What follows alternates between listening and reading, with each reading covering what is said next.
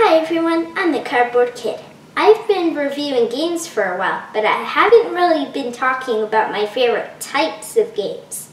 If I give 2 thumbs to a type of game I normally don't like, it probably does something special. If I give no thumbs to a type of game I normally like, it probably has some disappointing parts. Before we get to all that, here's a bit more about me. Like a lot of people, I started with old family games.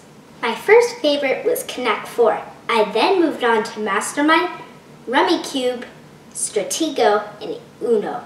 Around my 5th birthday, I played my first modern tabletop game, NHL Powerplay Team Building Card Game by Cryptozoic Games.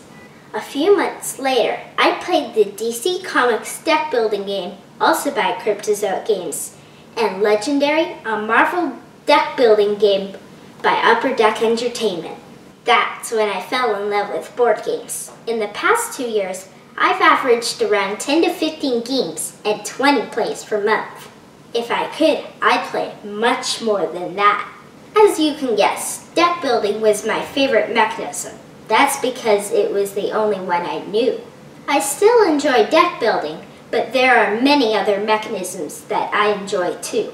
Before we get to those, let's talk about game types. I like competitive games more because, well, I like beating other players. If you've watched all my reviews, you probably noticed that a long time ago. Some games wouldn't make sense being competitive, like Flashpoint Fire Rescue. Sometimes it's nice to win or lose together as a team.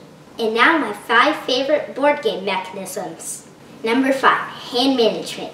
Choosing what to play and when to play is one of my favorite parts in games.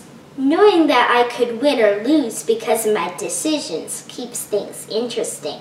Number 4, action point allowance system. I like when you have choices on what to do on your turn. Sometimes the choices are tough, but that's what makes the game fun. Number 3, variable player powers. I like that you get to play as a unique character with their own set of abilities. A game can feel different depending on the character that you pick. Number 2, player elimination. What's the point of beating on one another if the player isn't knocked out? One thing, this should only be in quick games. If a long game allows elimination, there should be a way to keep players involved. For example, Merchants and Marauders lets you rejoin as a different captain. You start off on the bottom, but at least you can still play. Number 1, Take That. My favorite mechanism. There's nothing more fun than sticking it to another player. I hope that this helped you learn more about me and my reviews. If you have more questions, email me at cardboardkid@yahoo.com or drop me a line on Twitter at cardboard_kid. Bye everyone!